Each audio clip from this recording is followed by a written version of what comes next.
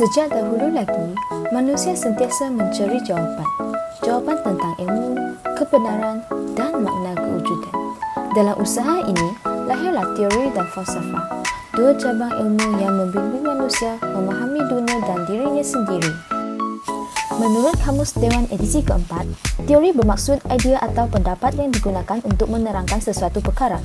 Teori dan falsafah sangat penting dalam kehidupan, yang menjadi panduan untuk manusia membuat keputusan, membentuk akhlak mulia serta menjadi asas kepada pembangunan tamadun dan peradaban. Walaupun sering dianggap sama, teori dan falsafah sebenarnya berbeza.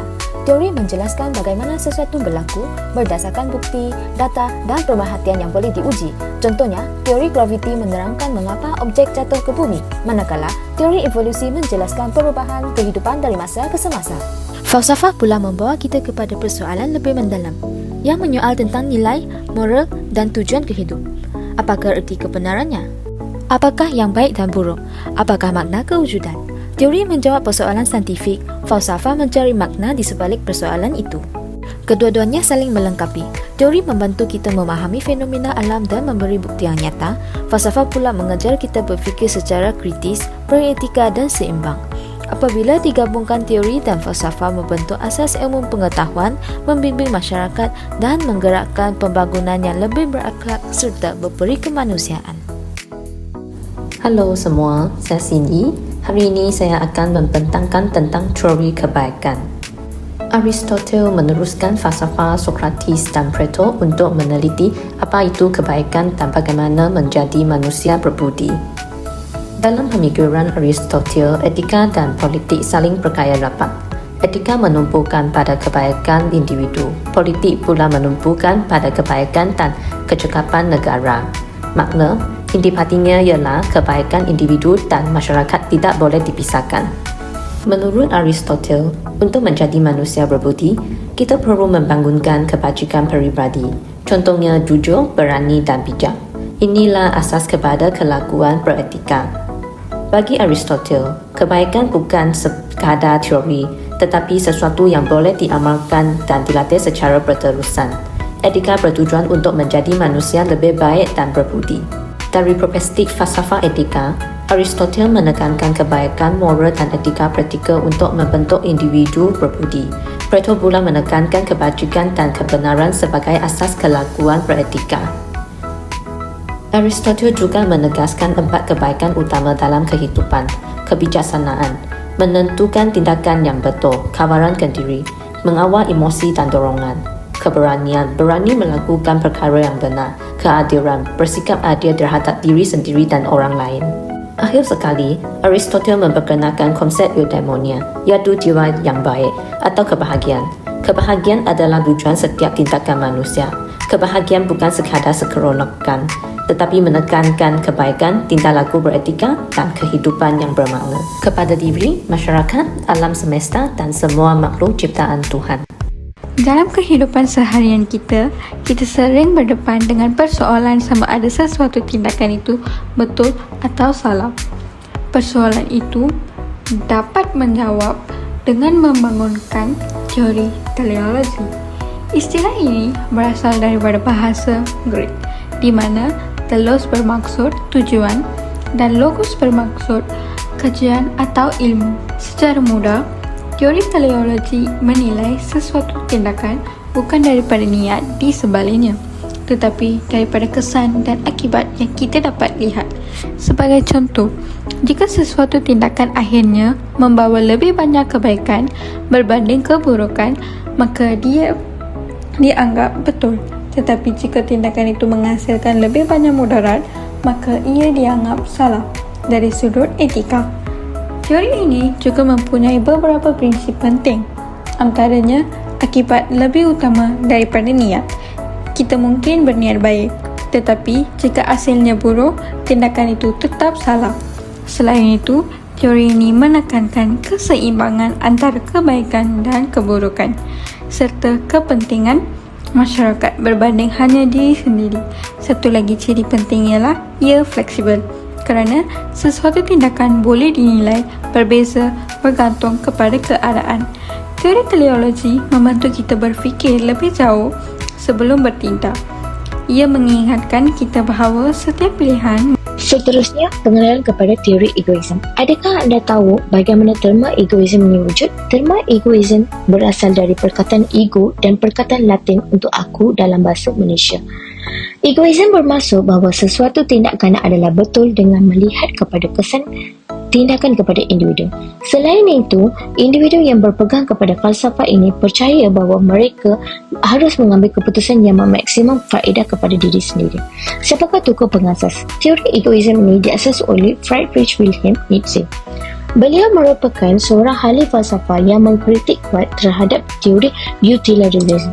Ini kerana asas pemikiran utilitarianisme sangatlah mementingkan kesan sesuatu perbuatan terhadap majoriti masyarakat. Nietzsche lebih mementingkan individu. Egoisme boleh dibagikan kepada dua kategori.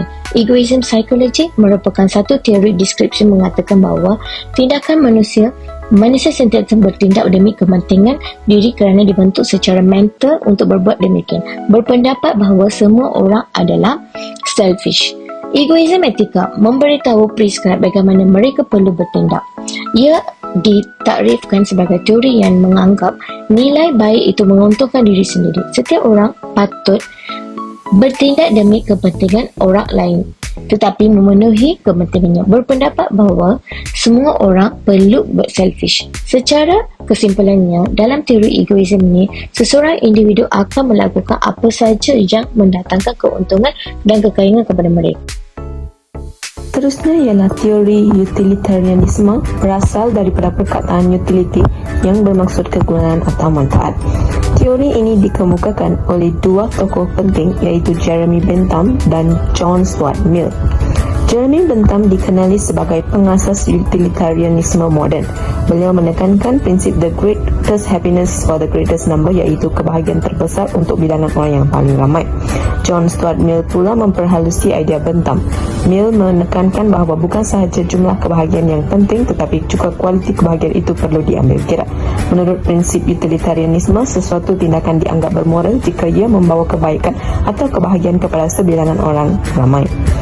Kelebihan pendekatan ini ialah ia mementingkan kesejahteraan dan kebahagiaan masyarakat secara menyeluruh. Namun begitu, ia juga mempunyai kelemahan kerana berisiko mengabaikan hak atau kebajikan minoriti demi kebahagiaan majoriti. Kesimpulannya, utilitarianisme ialah teori etika yang diasaskan oleh Jeremy Bentham dan diperhalusi oleh John Stuart Mill dengan prinsip utama bahawa tindakan baik adalah tindakan yang membawa manfaat terbesar kepada bilangan orang yang paling ramai. Teori keadilan oleh John Rawls pada tahun 1971 menekankan bahawa keadilan ialah kesaksamaan. Beliau percaya setiap individu harus diberi peluang yang sama tanpa mengira latar belakang atau kedudukan. Keadilan bermaksud tiada siapa yang dipinggirkan dan semua mendapat hak yang setara dalam masyarakat. Sementara itu, ahli falsafah John Locke pula memperkenalkan teori hak asasi pada abad ke-17. Locke menegaskan bahawa setiap manusia mempunyai hak semula jadi yang tidak boleh dinafikan. Hak ini termasuk hak untuk hidup, hak kebebasan dan hak memiliki harta benda.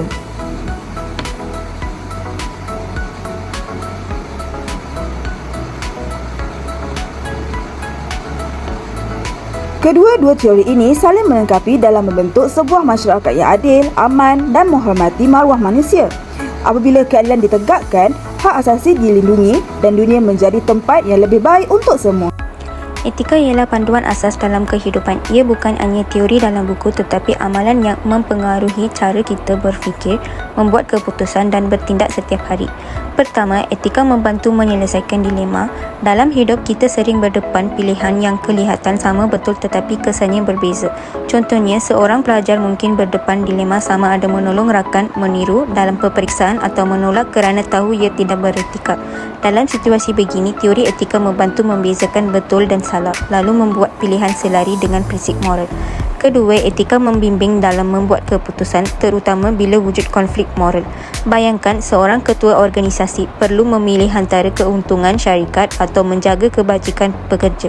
Keputusan sebegini sukar kerana melibatkan kepentingan yang bercanggah.